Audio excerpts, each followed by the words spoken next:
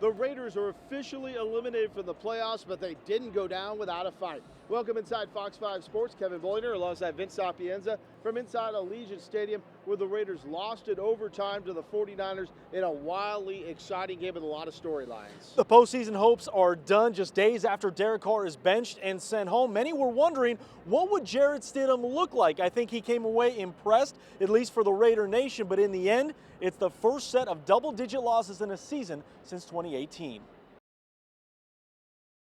It was a star-studded Sunday. World Series champion and six-time All-Star CC Sabathia given the honors of lighting the Al Davis Memorial Torch. Now, not only was it the first day of 2023, it was the first career start for quarterback Jarrett Stidham, and it turned out to be a dream start. On the opening drive, 3rd and short, Stidham rolls right and drops this into the waiting arms of Darren Waller. 24-yard strike, number 3, going 3 for 3, 58 yards in that TD to make it 7-0 less than 4 minutes in. But the 49ers answer right back on 3rd and 2. The San Francisco O-line opens up a giant hole. Christian McCaffrey goes 37 yards down to the 1. 2 plays later, Mr. Irrelevant Brock Purdy play fakes and finds a wide open Brandon Ayuk to tie the game.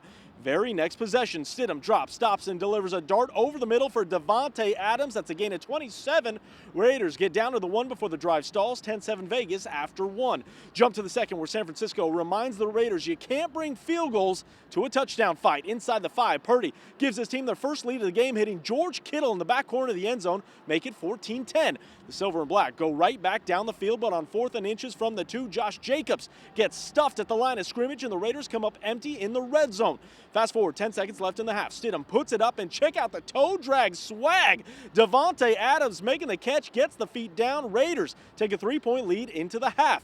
Third quarter, Stidham picking up right where he left off on 3rd down, rolls to his left, takes a hit to make a play, and it's a big play. Gets it to Adams, who runs away from the San Fran defense. 60 yards, and Vegas take a 10-point lead. Now, like the commute on the Golden Gate Bridge, back and forth we go. San Francisco will get within 3 thanks to Run CMC. McCaffrey, with blockers in front of him, gets to the outside and powers his way to pay dirt.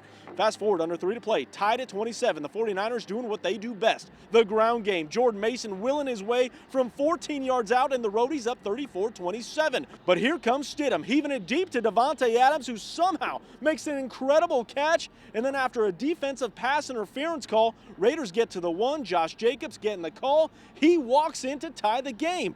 34 all with 71 seconds to play.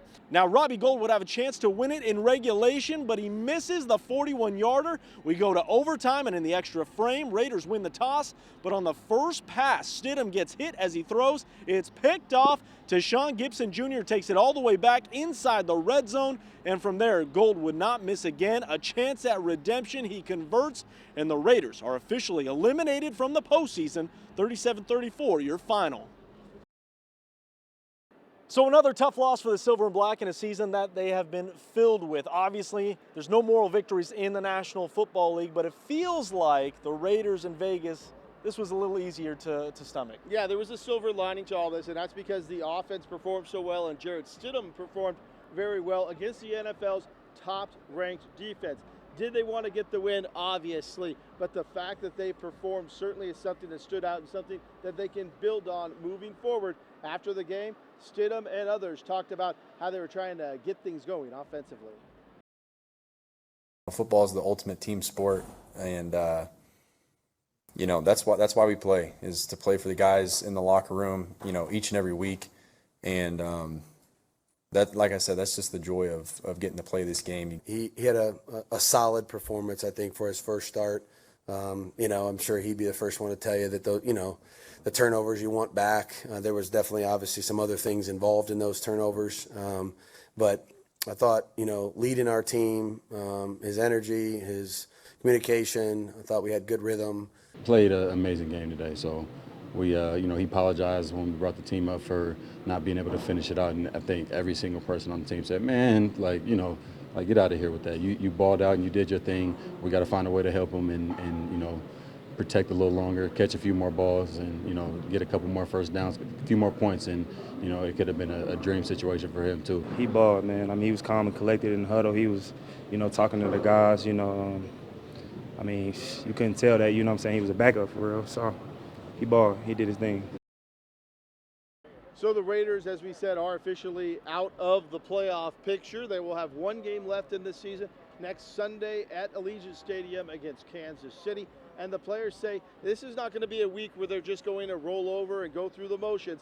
They know that they have a tone that has to be continued to be set that can be carried over to the offseason and into next year. And overtime thrillers were kind of the theme of the weekend here in Vegas. The Golden Knights obviously grabbed the 2 points Saturday night and now get set for a Monday road trip in Denver against the reigning Stanley Cup champion Colorado Avalanche. Some news to report: Jack Eichel was on the ice at City National Arena Sunday morning. He was sporting a non-contact blue sweater. Bruce Cassidy said he has been ruled out for Monday. Marchessault likely out as well, but Paul Cotter will make the trip, and he will be a game-time decision in Denver. And coming up here at the bottom of the hour, the Red Zone, Paloma Villicana talking about the Runnin' Rebels and the Lady Rebels and the start to their Mountain West Conference schedule. That is a wrap here from Allegiant Stadium, where once again the Raiders lose to the 49ers in overtime. For Vince Sapienza, I'm Kevin Bollinger. Let's send it back to you in the studio.